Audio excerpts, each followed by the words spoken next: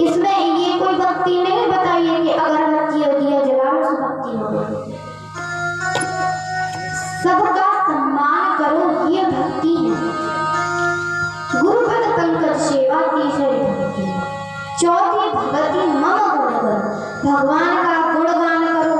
मेरा अर्थात भगवान कह रहे हैं कि चौथी भक्ति है कि गुणगान करो भगवान कि संकीर्तन करो। संकीर्तन कैसे करें? संकीर्तन भी रोज रोज नहीं हो पाता है, तो बोले कि अपने मन में ही सिया राम राधे राधे कुछ भी जपते रहो, ये संकीर्तन हो जाए, यही कर लो। और बोल रहे हैं कि चौथी भक्ति मम गुणगान कर, कपट त्यजिए, कपट को त्याग कर दो। और पंचम भजन करो, अर्थात कहीं भी भजन हो रहा है तो भगवान के भजन में तुरंत पहुंच जाओ संकीर्तन। और छठम शील विरति बहु करना, निरत निरंतर सज्जन करना, निरंतर सज्जनता अपनाओ। जैसे कहते हैं सज्जनों का संग, संतों का संग करो, तो आप सज्जन बन जाओ, संत बन जाओ। सज्जनों का संग करो तो सज्जन बनोगे, और पापियों का करो तो पापी बन जाओ। तो बोले कि निरत निरंतर सज्जन धर्मा, निरंतर सज्जनता को अपनाओ। और सातव सब मुहि में जरूर हा मोटे संत अधिक करें। देखो कोई कोई संत होते हैं हम नहीं पहचान पाते संतों को। अब द्वार पे आते हैं तो हम कहते हैं कि हम कैसे मान लें ये सच्चे संत हैं। तो बोले कि जो प्रेम से ले ले, जो देखो वो प्रेम से ले ले, वही सच्चा संत। उसकी सेवा करो, दान करो, अच्छे लोगों को दान करो, वो है सात्विक भक्ति। आठवां यथा लाभ संतोषा, ये है सबसे बड़ी भक्ति की संतोष रखो। हमारे पास जो है हम उसे नहीं देखते हैं और दूसरी वस्तु के आगे भागते हैं, कहते हैं हमें ये मिल जाए तो बढ़िया है। और हमारे पास जो रखा है हम उसे नहीं देखते हैं और हम कहते हैं कि ये मिल जाए तो बढ़िया है।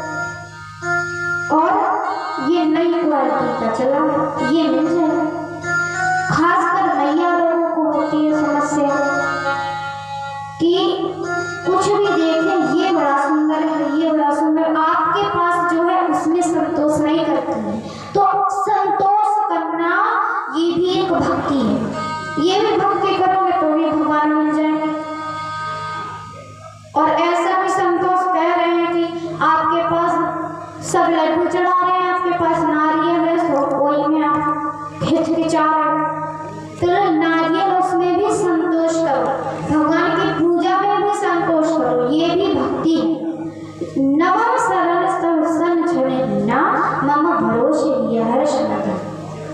नौवीं और आखिरी भक्ति है कि भगवान का भजन निर्मल मन से करो या अपना मन ही निर्मल रखो। कहते हैं निर्मल मन जन सो वही पावा, मोहि कपट छल क्षेत्र न होगा।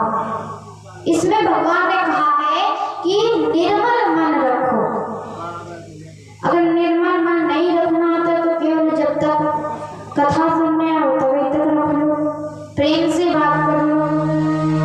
तो भगवान इस प्रकार शबरी को 9 प्रकार की भक्ति बताते हैं और जाते हैं। और कई भक्त हुए भगवान के, एक हुए पहला। एक बार परीक्षित पूछे कि आप गुरुजी, उनसे पूछे सुखदेव जी से, बोले गुरुजी आप भेदभाव क्यों करते?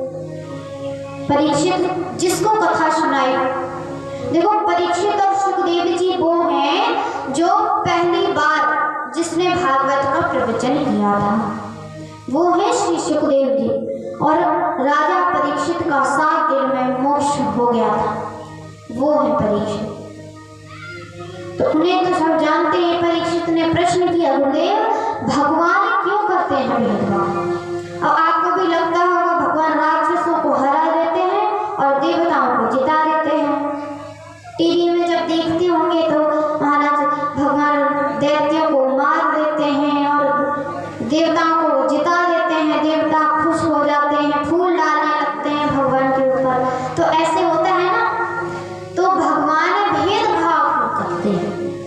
तो सुखदेव जी बोले देखो भगवान भेदभाव नहीं करते, भगवान का तो नियम ही है, जो हमें जिस भाव से देखेगा हम उसी भाव से दिखेंगे।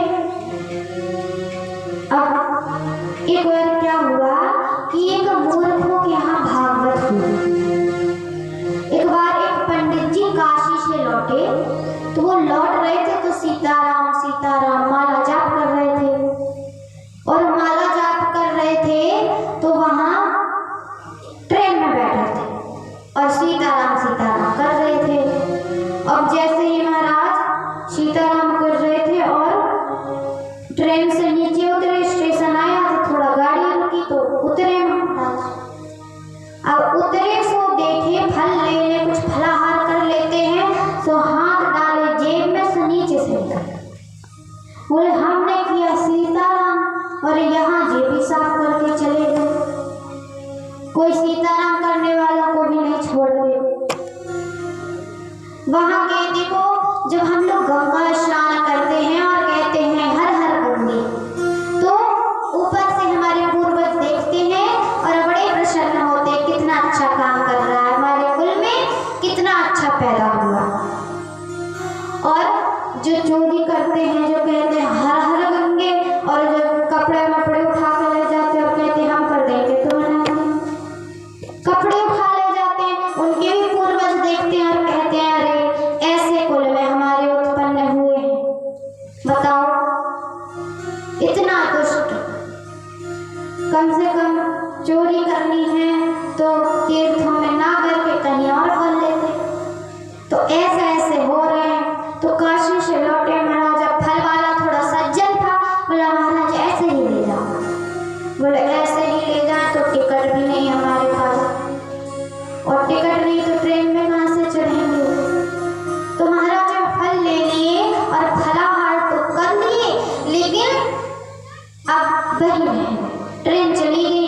और अब थोड़ा चले महाराज जी तो एक गांव देखा, शायद मूर्खों की नगरी थी वो। गांव देखा तो महाराज जी उसके अंदर गए, और वहाँ के यज्ञाचार्य, वहाँ के जो मतलब पंडित जो होते हैं गांव के बहुत बड़े वाले, उनके यहाँ वो किसी से बात कर रहे थे और बोले थोड़ा हिम्मत करके बोले महाराज जी राम राम। तो सुने तो नहीं वो बोलने लगे हाँ हाँ बताओ बताओ, किसी से बात कर रहे थे। अब उन्होंने थोड़ा और हिम्मत से कहा हम काशी से आए। बोले क्या? हम काशी से आए। काशी से आए चाहे दिल्ली से चले आओ, हमें क्या करना। बोले कि आप भागवत करा लीजिए, गांव में भागवत कथा करा लीजिए। बोले भागवत कथाएं क्या होती है, क्या लेकर आ गए हो? बोले अपने पटेल से कहकर करवा लीजिए भागवत कथा, पूरा गांव शुद्ध हो जाएगा। बोले हम नहीं करते गंदे काम, हम नहीं जानते भागवत कथा क्या लेकर आ गए, उनके शब्द ही पहली बार सुने, जाओ यहाँ से। बोले अरे भागवत अच्छी होती है। अब वो बार बार जबरदस्ती करे तो अपने पटेल के पास गए, वो पूछे। बोले महाराज कोई पंडित आए, बोले कोई भागवत कथा करा लो। बोले हमें नहीं करानी भागवत, जाओ।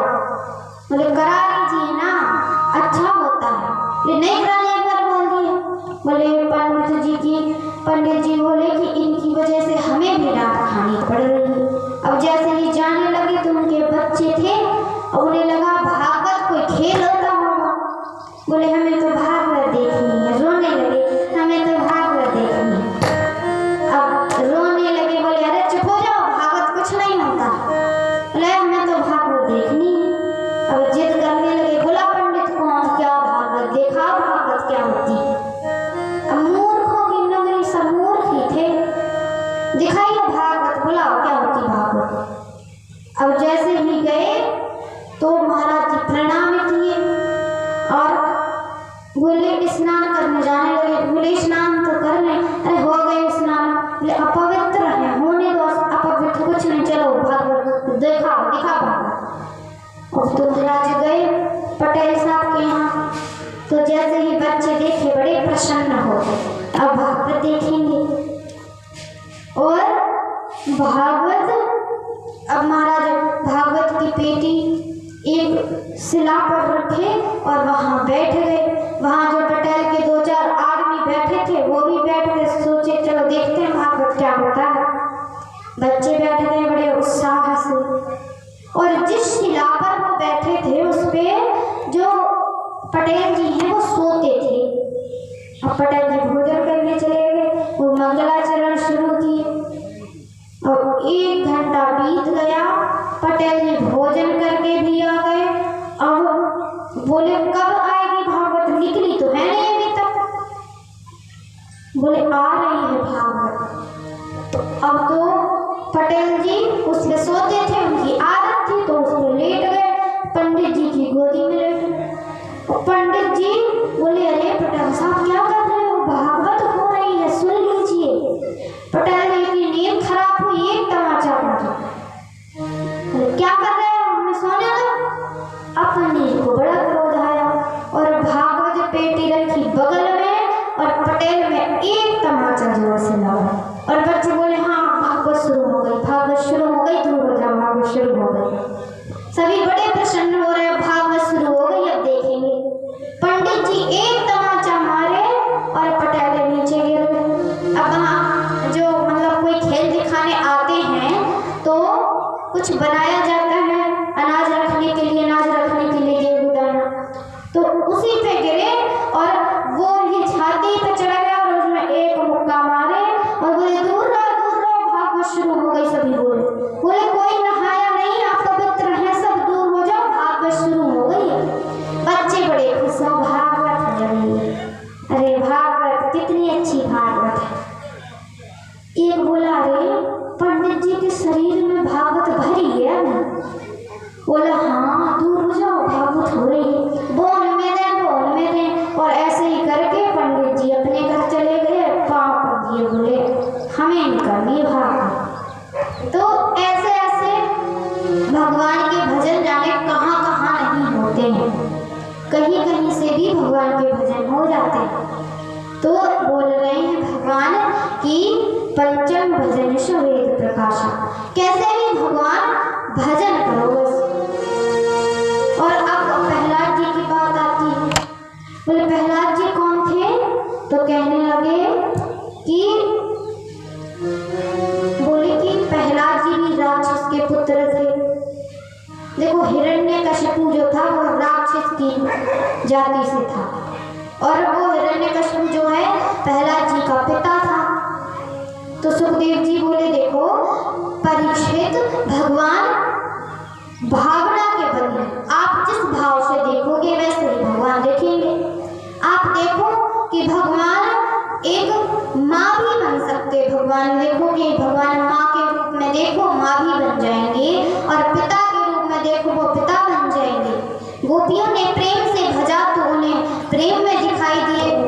तो भगवान जिस तरीके से भजो वैसे ही दिखते हैं। अब दैत्य भगवान को दुश्मन समझते हैं तो दुश्मन के रूप से दिखते हैं भगवान, और देवता भगवान को इष्ट देवता मानते हैं तो भगवान उन्हें जिता देते हैं। अब ऐसा नहीं है कि भगवान कुछ गड़बड़ी करते हैं कि देवताओं को उनका साथ दे देते हैं, देवताओं का और दैत्यों का साथ नहीं देते हैं।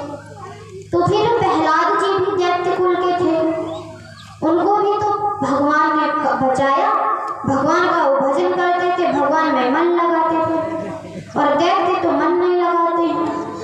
तो भगवान किसी के साथ भेदभाव नहीं करते हैं। भेदभाव अर्थात जैसे उसे इतना सारा दे दिया, हमें इतना सा दे दिया, और उन्हें इतना बड़ा दिया, हमें इतना छोटा सा दिया, तो ये भेदभाव, ये भगवान भेदभाव नहीं करते हैं। बोले कैसे, तो बताने लगे प्रहलाद जी की कथा कि हिरण्यकशिपु जो हिरण्याक्ष था वो हिरण्यकशिपु का भाई था, और 12 रूप रख के भगवान पृथ्वी को ऊपर कराया सातल से, और भगवान उसका हिरण्याक्ष का वध किए। तो हिरण्यकशिपु को बड़ा क्रोध आया कि मैं तो विष्णु को जिंदा नहीं छोड़ूंगा, मेरे भाई को मार दिया उसने। अब बोले भाई को मार दिया तो ब्रह्मा जी की तपस्या करने लगे। ब्रह्मा जी की तपस्या करने गए और एक पैर ऊपर कर लिया और अंगूठा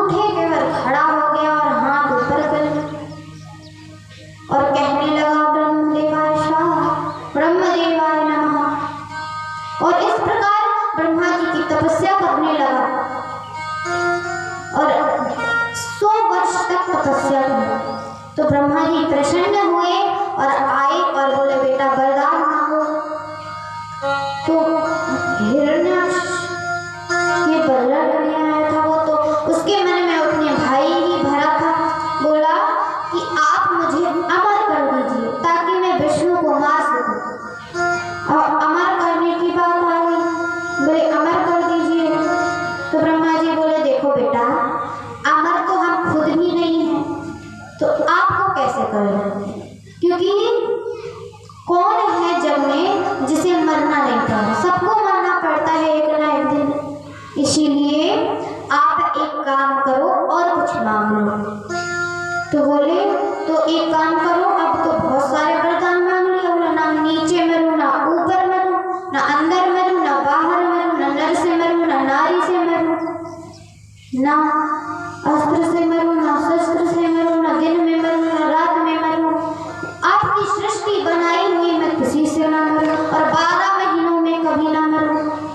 अब ब्रह्मा जी बोले देखो आपने वरदान तो बड़े कठिन मांगे हैं, लेकिन कोई बात नहीं, आप जैसी तपस्या भी किसी ने नहीं की। तो बोले तो चलो वरदान देता हूँ। अब ब्रह्मा जी वरदान दे दिए तो अपने आप को अमर समझने लगा। और उसकी पत्नी जो है कयाधु, उसके गर्भ से प्रहलाद जी का जन्म हुआ। और प्रहलाद जी जन्म से ही भगवान का भजन करने लगे थे। तो क्योंकि जब वो गर्भ में थे तो इंद्र उनकी मैया को पकड़ ले गया, और जब पकड़ ले गया तो फिर नारद जी ने उन्हें छुड़ाया और उपदेश दिया भगवान का भजन करने के लिए। तो प्रहलाद जी गर्भ में थे तो उन्होंने भी सुन लिया। तो प्रहलाद जी का जब जन्म हुआ तो वो भक्त हो गए। इसीलिए कोई गर्भ में हो तो, कोई बच्चा गर्भ में हो तो अच्छी शिक्षा लेनी चाहिए, ताकि आप इस कान से सुनते हो, इस कान से निकाल देते हो, तो जो बात आप ग्रहण करते हो, देखो आप जब चुगली करते हो तो हृदय से निकालते हो, सब पेट की बात निकालते हो। तो और कोई किसी की सुनते हो जब बात, तो हृदय से ही फिर अंदर कर लेते हो और फिर घर बताते हो देखो ऐसा हुआ था। इसीलिए भगवान के भजन इतना करो, इतनी कथाएं सुनो कि इतना सा तो अंदर चला ही जाए और आपके अंदर जो है जो शब्द शुद्ध हो जाए। तो अब तो भगवान जो है, भगवान का विग्रह लग गया प्रहलाद जी पे, और उनका पिता दैत्य नीति सिखाने लगा, क्योंकि वो दैत्य कुल से थे। लेकिन प्रहलाद जी जो है वो भगवान का भजन करने लगे, क्योंकि वो तो भगवान का भजन करते ही थे। उनको जन्म से ही पता था कि भगवान का भजन करना चाहिए, संसार में नहीं फंसना चाहिए। अब एक बार गर्मियों की छुट्टी हुई तो प्रहलाद जी को जो है घर बुलाए, महल में बुलाए, और गुरुकुल में पढ़ाते थे तो घर बुलाए। और प्रहलाद जी से पिताजी बोले कि बेटा कोई अच्छी बात बताओ। तो प्रहलाद जी बोले देखो हम अच्छी बात बताएंगे, आपको बुरी बात नहीं बताएंगे। बोले अच्छी बात बताओ। बोले कि ये संसार असार है, इसमें कुछ भी नहीं है, केवल पुनरपि जन्मम पुनरपि मरणम, इसी का चक्कर लगा है। बस भगवान का भजन करो और रहो जिंदगी भर, और फिर भगवान के श्री धाम को प्राप्त हो जाओ। बोले ऐसी बात कहाँ से सीखा है तुम? बोले हमें तो गुरु जी सिखाते हैं। अब तो गुरुजी को बुलाया तो गुरुजी के गले पे गर्दन रख दिया। बोले गले पे तलवार रख दिया और बोले अरे तुम मेरे पुत्र को ये सिखाते हो? तो गुरुजी कांपते हुए बोले सरदार आपने ही कहा था कि गाय यानी गणेश पढ़ाना बंद करो, गाय यानी गधा पढ़ाओ, तो हम तो यही पढ़ाते हैं। अब ये जाने कहाँ से सीखते हैं, हमें कैसे पता? तो इस प्रकार प्रहलाद जी को भी ग्रह लग गया। तो देखो आप लोग कौन है, फिर भगवान का भजन करो, तो जो करते हैं फिर भगवान का भजन। तो चलो भगवान का हम भजन करते हैं, 2 मिनट विसर्जन करते हैं।